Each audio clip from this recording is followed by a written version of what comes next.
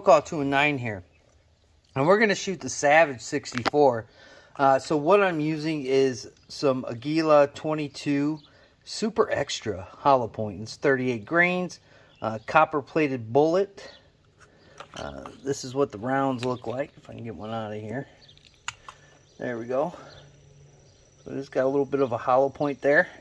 I loaded a magazine. This is a 10 round capacity magazine. It was a little tough getting the rounds in there. I do have some, I already have a con for this. So we'll get to that. Oh, hold on. Look at that. No, we weren't just getting invaded. But I already have some pros and cons about the magazine. And then I try not to clean guns right out of the box just to see how the performance is. But for rifles, even ARs, I'll run like a bore snake down it just to make sure there's no, foulings or shavings of any kinds in there. And just run it right through there quick, and then we'll continue to shoot. So hold on and we'll get set up. Alright, so you're going to hear an airplane. He's doing some crop dusting, so hopefully I don't get any kind of chemicals from this. But we're going to shoot. I got some targets set up down there. I zoomed in there so you can take a peek. Basically just going to be shooting at the gong. I do have a couple of rounds that already hit it from previous shooting. So we're going to go ahead, we're going to load the gun, and then we're going to get to shooting. So here we go.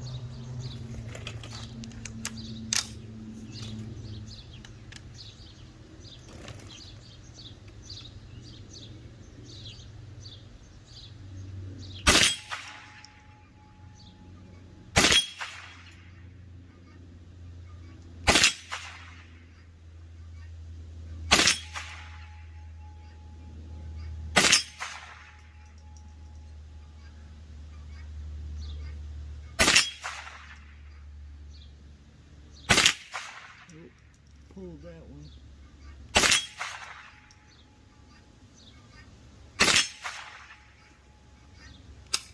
Well, that's it. So it didn't lock open. Alright, so I'll have to find the spent casings. It looks like it went farther than I anticipated. I mean, it kicked them out really far across the patio. So we'll put a couple more rounds and then we'll go talk about it. Alright, I had to let the plane go by, but here we go. Put this up here. I gotta move my stick a little bit. And I'm using a shooting stick, just so I can get a good accuracy shot.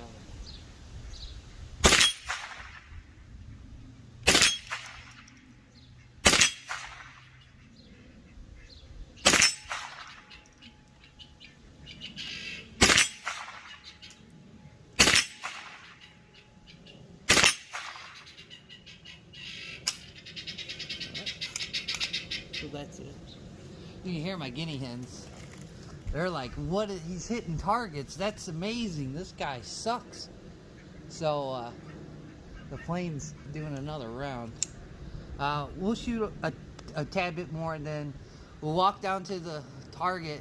Looks like I'm shooting high and to the right. That could be me kind of moving on the shooting stick too. So we'll load 2 or 3 more rounds or something like that, and then we'll go from there. So again, I had to let the plane go by because it's getting pretty close to the house, but it's pretty cool. So here we go. We'll continue.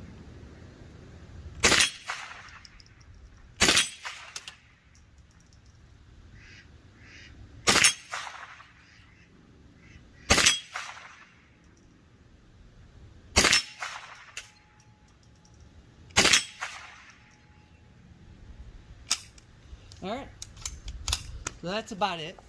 So I'm going to put the gun up. Alright, and we'll walk down there, see what we got. So walking down here, I can tell I'm shooting high and to the right. I have an old shooting stick. Let me zoom out of here so we can get that out of the way. But here we go. We'll check out the groupings. I missed one. I can see where it hit, high to the right. So there we are.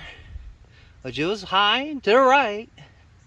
But again, as we'll go and do the last little tabletop, I was going to try and shoot these kinds of targets, but I think I'm going to, my dirt in the backfill here, it's kind of washed away from the rain. So now I got to backfill it again. So it's going to take me a good opportunity to do that. But shooting low to the ground here, you can see most of the rounds, if I miss, they're going right into the ground there. So they're not passing through too much. But there we go. Give you a good screenshot, and then we'll go talk about the gun. All right, so we're in the garage again. Dude, it's like, it's starting to creep up to about, it's 80, 84. The sun's out, and it's hot, so I don't want to stay out there too long. But the one thing, the magazine. Trying to load the magazine was pretty tough. Getting to about, I would say, 7, 8, 9, and 10 round capacity, where I really had to jam it down there. And as you can see, there's no little extension down here, so I could pull the follower down to get the rounds in there. So I think that's a little bit of a drawback. The M17, that youth model for my son, that's a lot better to load. But again, I got a lot more rounds, so I guess maybe the more rounds I put down there, maybe the spring will ease up a little bit. That's one of the quarrels that I had with it. The next one is putting the magazine and seating the magazine into the gun. You have to push forward this button right here. I don't know if I could zoom in on that. Give me 1 sec. All right, so putting the magazine in there, you're either going to have to use your thumb and doing that and trying to load the magazine into the gun is a pain, but you want to kind of push it and then it'll click in like that. But it's really hard to eject the magazine, and that's one of the things that I don't quite like about it. Not only that, pushing where the round would be against this to kind of seat it, almost like AK style. Maybe not so much, but even that. I don't want the bullet to, nose dip in there, so, we'll have malfunctions. So that's the pros and cons I've seen about that. And then one more, as I reach stuff over here and walk away from the camera, is I have a cleaning rod. And this says it's for a 22. These are common that you find in all kinds of cleaning kits. Well, as you see, I have the little thing where you put the patch on. And as I was trying to feed this down the barrel of the firearm, I don't know if you can see that. If it's on camera, I'll have to look. Move this down. Right here, it doesn't go all the way down there. So I had to go get another cleaning rod that fit, because right here, for some reason, it's bulged out where you screw the tip in there. I don't remember it ever being like that. But again, what do I know? So shooting it's pretty good. Again, I think that's me shooting, and my shooting stick isn't the greatest. But the sights on the gun are nothing to write home about, as I got fuzz everywhere.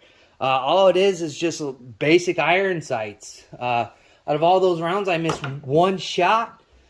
And I didn't get excited to where, I started shooting real fast. It is semi-auto, so sometimes I can get excited when I'm hitting targets. I'm putting rounds on the target where they, not necessarily where they want to go, but I want to hit the steel. I don't want to, be off by any means. So the sights, for the most part, are pretty good. I might do a little bit of adjusting on the sight, but other than that, it's pretty good. I can hit it. Again, the only thing that's adjustable is this rear sight, where you have the little notches there and you can push it up. The front sight is not. That's on there, folks.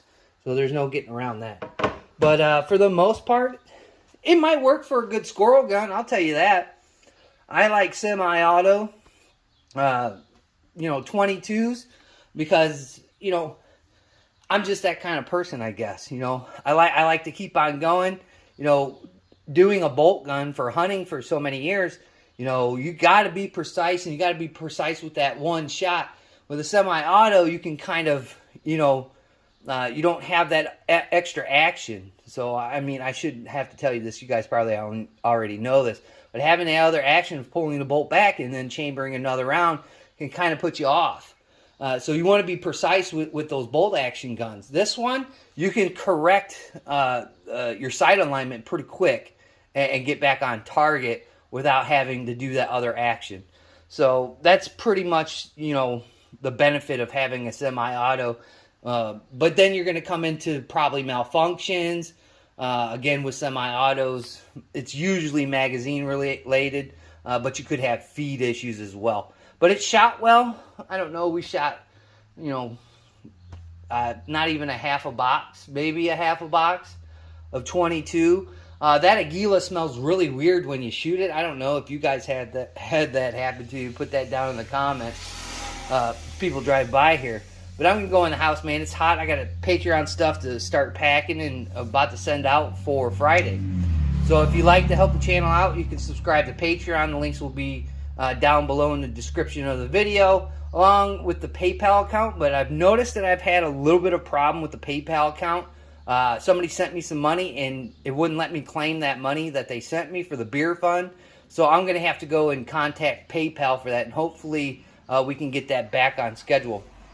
So I'd like to thank all my old and my new subscribers and just the people that zip through. I greatly do appreciate it. Please like, comment, share, and subscribe. Do that for everybody that you watch on the interwebs, on whatever platform, especially for me. And like always, guys, we'll catch you on the next one.